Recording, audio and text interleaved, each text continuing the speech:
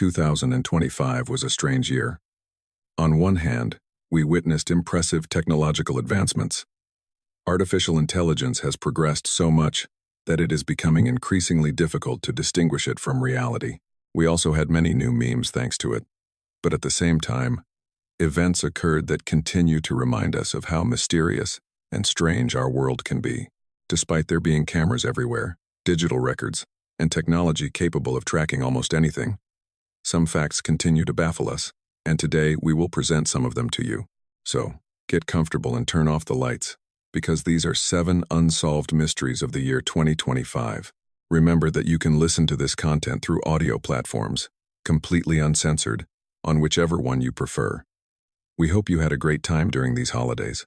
Thank you for joining us. How are you doing? Good morning, afternoon, or evening. The Comet 3I Atlas. We decided to start with what we believe will be the most well-known and remembered mystery of this year.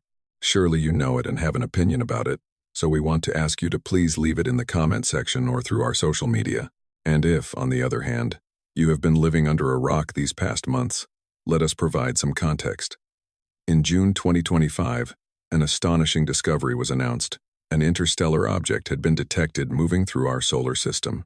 It was catalogued as 3I Atlas, becoming the 3rd interstellar visitor detected by humanity. The first 2 were the enigmatic Oumuamua and the Comet 2I, Borisov in 2019. The 3I Atlas, also officially designated as C 2025 N1 Atlas, was spotted on the 1st of June 2025 by the Atlas telescope in Chile. By tracking its orbit, it became clear that it followed an open hyperbolic trajectory. That is, it came from outside our solar system and did not orbit the Sun permanently. Fortunately, it was also known that it did not pose a danger to Earth. But what truly intrigued the scientific community, and especially the general public, were the speculations about its origin and its true nature. Astronomers observed that 3I Atlas presented a cloud of gas, a kind of tail like a comet. For most scientists, there was no major mystery. It was just another interstellar comet. However, not everyone agreed. This is where Avi Loeb appears, one of the best-known and most controversial astrophysicists of recent years. Loeb thrives in these types of debates, as he had previously caused a stir by suggesting that Oumuamua, the first interstellar object detected, might not be completely natural. With 3I Atlas, Loeb raised a question that proved very uncomfortable. What if we are classifying too quickly? Could it be something we don't understand? Perhaps 3I Atlas might not be a natural object, and although he never claimed it could be an extraterrestrial spacecraft, he did pose it as a thought exercise that this was a possibility. Some began to wonder what that object really was, and soon, even darker hypotheses appeared. Perhaps it was an ancient probe sent by a civilization that went extinct millions of years ago, which perhaps wasn't on its trajectory by coincidence, and could be heading directly toward Earth. The simple fact that it did not originate from the solar system made it an extraordinary object. It did not belong to our cosmic neighborhood, and after its passage, it would never return. One of the points that drew attention was its brightness. In space, we usually assume that something bright is large, but that relationship is not always correct. A small object, if it reflects sunlight well, can appear much larger than it actually is.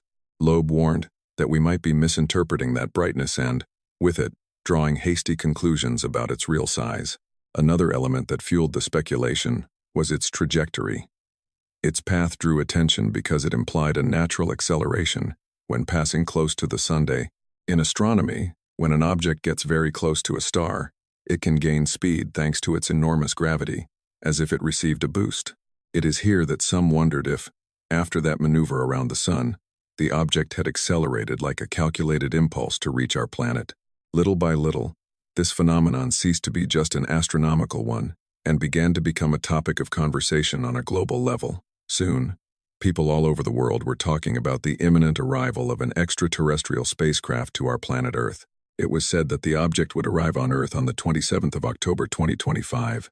Alarmist posts soon appeared, claiming the object was heading directly toward us, that its trajectory had changed, or showing supposed leaked images where one could see its true form, that of a spaceship. In forums and videos, there was talk of a possible invasion, while others claimed that governments knew more than they were saying. Meanwhile, Official information was much less dramatic. Space agencies clarified that Atlas would not come dangerously close to Earth, that its minimum distance would be enormous in astronomical terms, and that there was no risk of impact. But even so, the rumors did not stop. But when the moment of truth arrived, the object followed its predicted trajectory, passed far from Earth, and continued its outbound journey. For many, this marked what would be the end of the mystery, but for others, it only sparked more doubts. Most scientists maintain that there was never a mystery in the first place, that 3I Atlas was always a simple comet, an interesting object, yes, but natural and harmless. However, in small sectors of ufology enthusiasts, alternative possibilities are still being raised. That perhaps the crew of the ship knew we had detected them and decided to postpone the invasion. That perhaps it was not a manned ship, but a probe sent to collect information about our planet and solar system. Perhaps we were not yet ready to know a more advanced civilization. And whatever it may have been, 3I Atlas undoubtedly became a fascinating mystery that this past year, 2025, left us with. The Las Vegas ashes.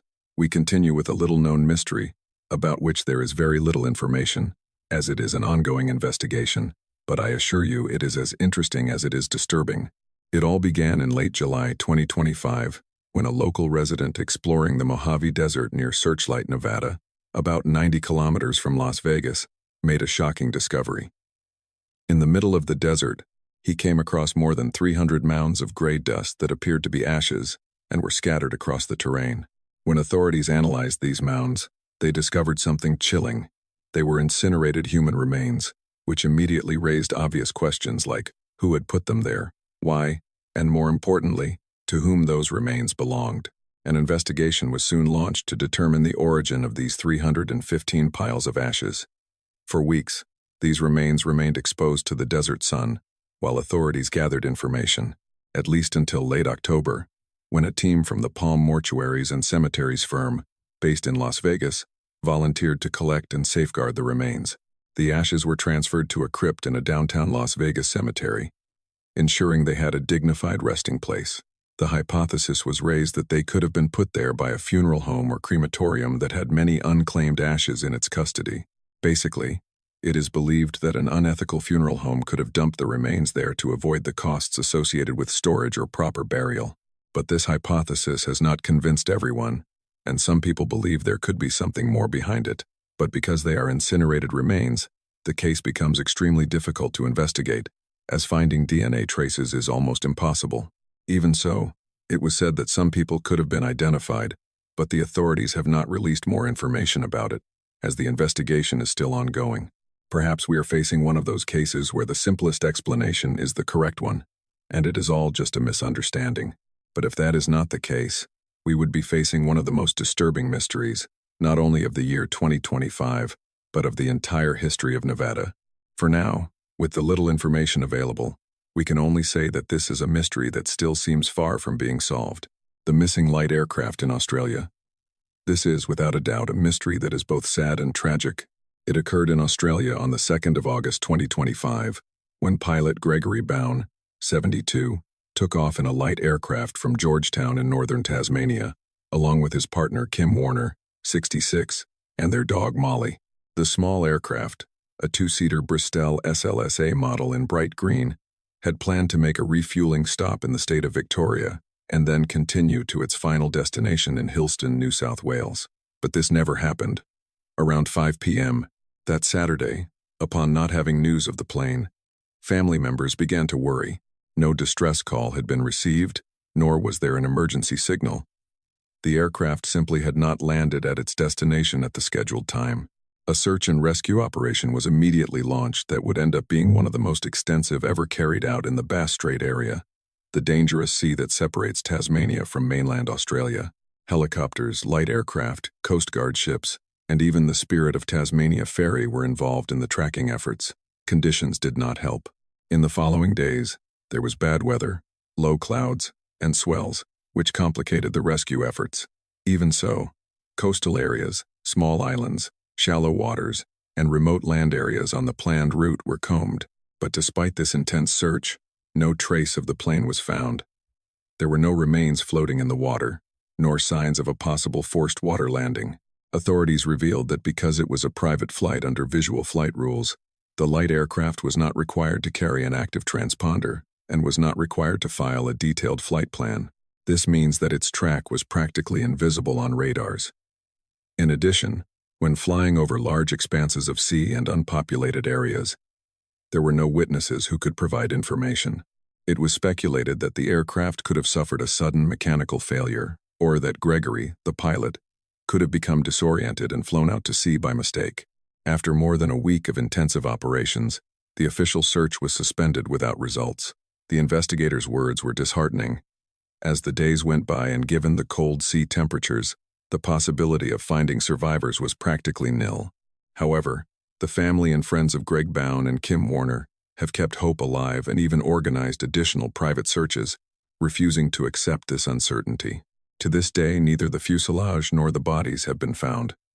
It is another one of those cases where a plane flying over the ocean seems to simply vanish into thin air, a mystery that we hope can soon be resolved, so that the family and friends of Greg, Kim, and Molly can have some very necessary closure. Hello. If you are enjoying this content, we remind you that we have other content that might interest you. We have, for example, Noctulo's podcast, where we talk about true crime and other strange events in a friendly chat-like format. We also have a new episode of Mundo Creepy Stories every Friday, with the most terrifying tales from our audience. And of course, Mundo Creepy Creepypastas, where we tell stories that we write ourselves. Everything is available on YouTube and also on audio platforms. Thank you very much. And we continue with this episode, The Death of Helen Garay. In 2013, the case of Elisa Lam, a Canadian student who disappeared at the Cecil Hotel in Los Angeles, and whose body was found sometime later in a water tank at the same hotel, shocked the world. And although it is too soon to say, the case I am about to tell you about could become an equally macabre mystery. On the 14th of December 2025, in Miami, Florida, Dr. Helen Garay Sanchez, 32, was found dead inside the freezer of a Dollar Tree store in the Little Havana neighborhood. Helen was an anesthesiologist originally from Nicaragua and a mother of 2 young children. Her relatives describe her as a dedicated professional and a loving mother. Her passing, however, occurred in extremely strange circumstances that have not yet been fully clarified. According to police investigations, Helen entered that discount store on her own on the night of Saturday, December 13. Security cameras show she didn't buy anything and headed toward the storage area, which is not accessible to the public. There, a large industrial freezer was located. For reasons unknown, the woman entered the cold storage chamber and became locked inside. The store closed that night without anyone noticing her presence, and it wasn't until the next day at 8:00 a.m. on Sunday when an employee opened the freezer and discovered Helen's lifeless body inside. She immediately called the authorities. The autopsy confirmed that Helen died of hypothermia and no initial signs of physical aggression or struggle were found. Likewise, the police stated that no third-party involvement was suspected. That is, it did not look like a homicide, nor were there indications of a crime. Everything pointed to an accidental death, but a quite strange one. Several theories were considered. Some people point out that she could have suffered an episode of disorientation or a mental crisis that made her hide there. Perhaps she tried to look for something in that restricted area, and the heavy door closed behind her. Some sources mentioned that the forensic report found minor injuries on the body, possibly caused by Helen herself, desperately trying to pound on the door from the inside to ask for help. Unfortunately, as it was in the middle of the night when the store was empty, no one could hear her. The suicide hypothesis has also been heard. However, it is unknown if there was any motive for why Helen would want to end her own life, and moreover, to do it in such an unusual way. The police classified the death as unclassified while they continued investigating, reviewing security recordings, and conducting toxicology tests to see if Helen could have been under the influence of any substance or suffering from a sudden medical condition, a mystery that seems to have just begun and about which we hope to know more in 2026. The murder of Rob Reiner and his wife. This is a fairly recent case and one about which new information emerges almost daily. Even so, we wanted to include it due to the mysterious nature of the circumstances surrounding it, and we are going to tell you everything that is known so far, as of the moment the script is being written and the video is being recorded. On December 14, The world was shocked by the terrible news of the murder of the famous director and actor Rob Reiner and his wife Michelle Singer Reiner. Rob, 78, was widely known for films like When Harry Met Sally, The Princess Bride, or Stand By Me. In addition to being the son of the legendary actor Carl Reiner, he and his wife Michelle, who was a film producer, were found dead in their home in Brentwood, Los Angeles. The event itself was extremely chilling. They had been stabbed to death with a brutality that could only be described as extreme. But all this took an even more tragic and disturbing turn when it became known that the main suspect was Nick Reiner, 32, who was the couple's son. According to police reports, that Sunday afternoon, the couple's daughter, Romy Reiner, went to visit them after not having heard from them and discovered the gruesome scene. The bodies of Rob and Michelle lay with multiple stab wounds and no longer showed signs of life. Romy left in terror and asked a friend to call 911. Hours later, her brother Nick Reiner was detained in the vicinity while wandering around, thus becoming the accused in a double homicide. As the investigation progressed, disturbing details about Nick were revealed. People close to him said that he had battled for years with drug addiction and mental health problems. In fact, it transpired that weeks before the incident, Nick had been diagnosed with severe schizophrenia and was under psychiatric treatment with some medication adjustments that apparently made his behavior alarming. This was in late November. Nick also had a long history of failed rehabilitations and periods of homelessness in his youth due to these addictions. Ironically, his father had helped his son narrate those struggles in the 2016 film Being Charlie, co-written by Nick, which tells the story of a teenager in rehabilitation. In interviews, Nick recounted how difficult that time was and the distance he sometimes felt from his father during the worst years of his addiction. Authorities reported that Nick gave no initial statement after being arrested and was remanded without bail. He was charged with 2 counts of first-degree murder with special circumstances for double homicide and the use of a bladed weapon, crimes that in California can carry life imprisonment or even the death penalty. Examining the scene, it was learned that the couple was attacked with a knife and that they died within minutes due to the severity of the wounds.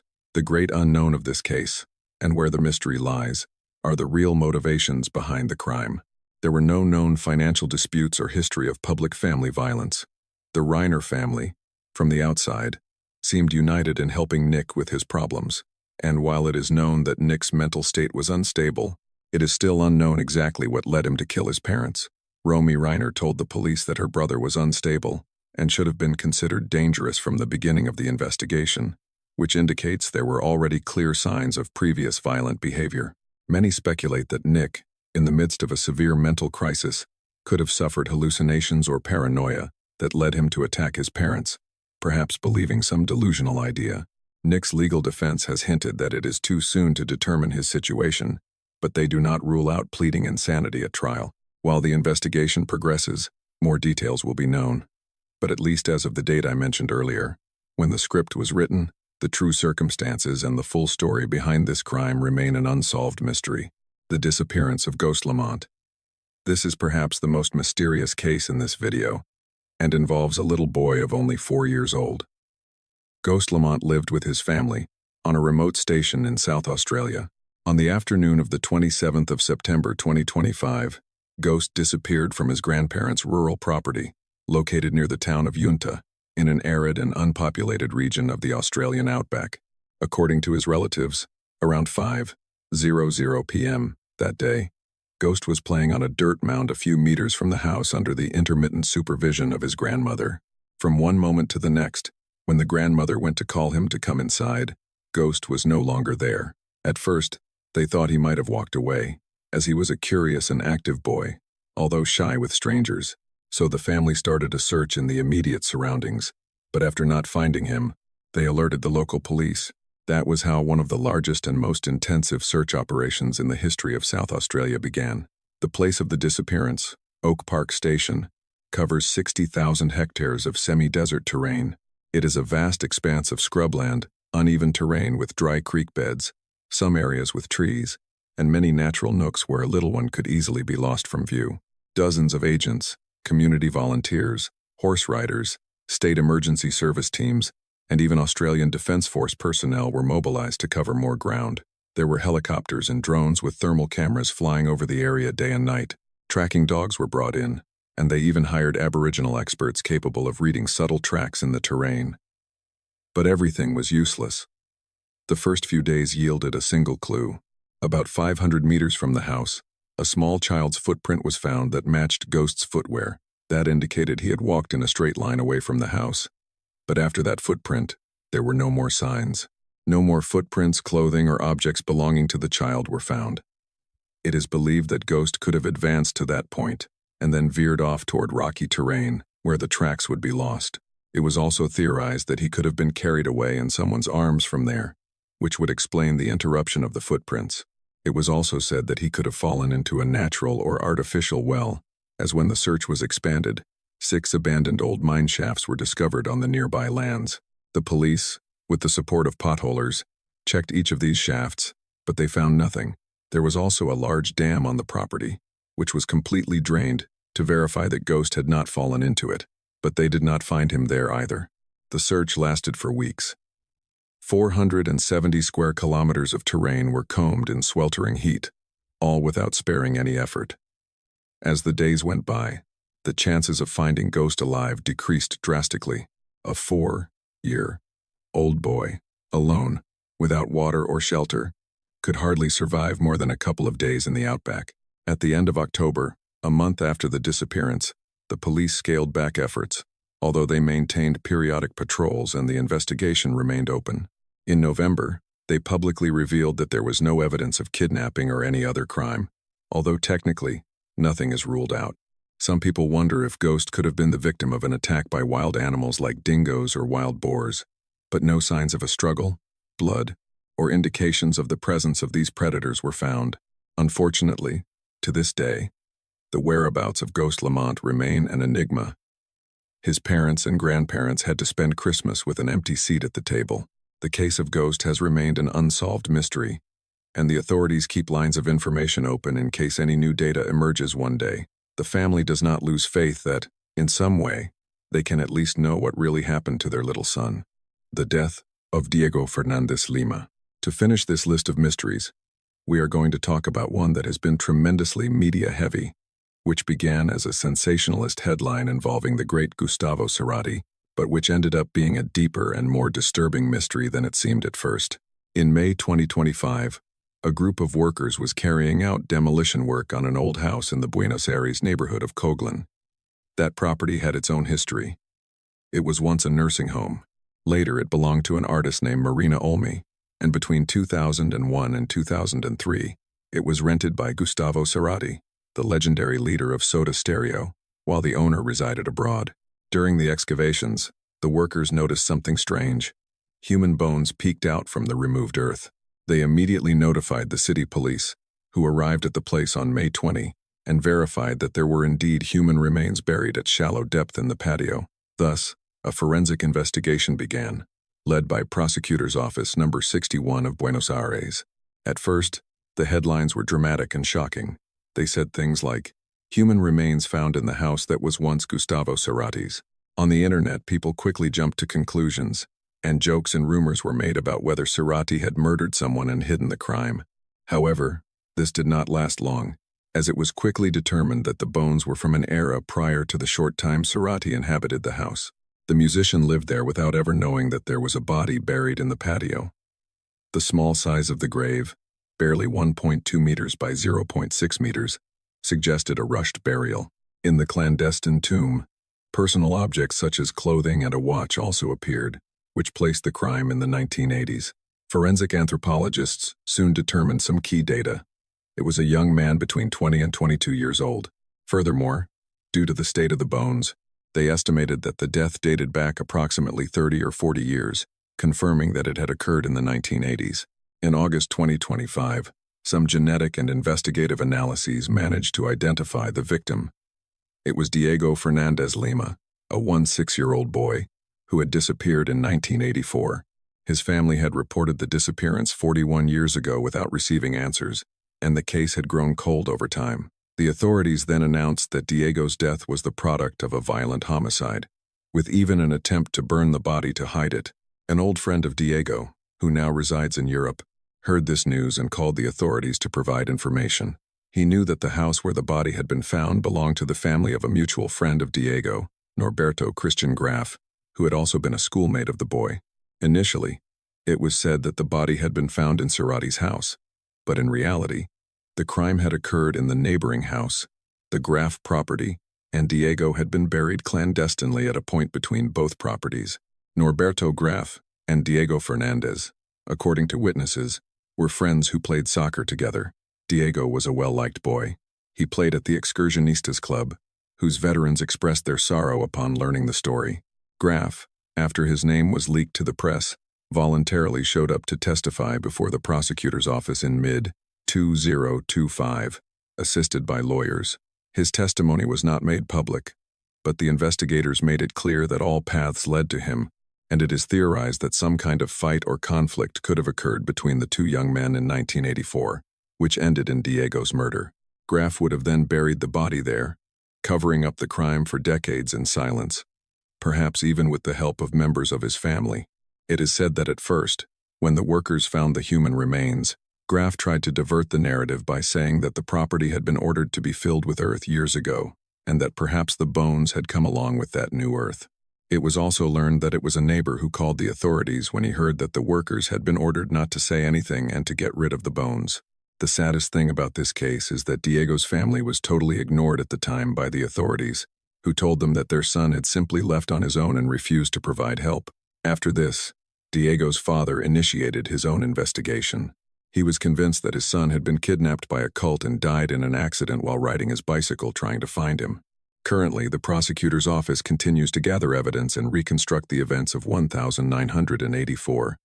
It is known that Diego suffered a violent death, but Graf has not confessed publicly. It will be a real challenge to put the file together after so long, although it should also be noted that the Argentine forensic anthropology team did outstanding work recovering and identifying the remains in record time. Although it is obvious, it is worth clarifying that Gustavo Cerati, who passed away in 2014, had nothing to do with this case, beyond the fortuitous fact of having lived there temporarily in the early 2000s. Today, thanks to a coincidence and an alleged murderer, who had lived with impunity all his life, who now faces the possibility of facing the facts, a boy who was murdered more than 40 years ago could finally obtain justice and his family a well-deserved closure. We can only hope that is the case. Thank you for reaching this part of the video. Remember that if you liked it, you can help us a lot by leaving a like, commenting, or sharing to reach more people. Thank you also for following us on social media. And on social media, you can find me everywhere. And speaking of these resolutions, follow me please. But well, without anything more to say for this occasion, we will see you in the next video. See you later. Follow me.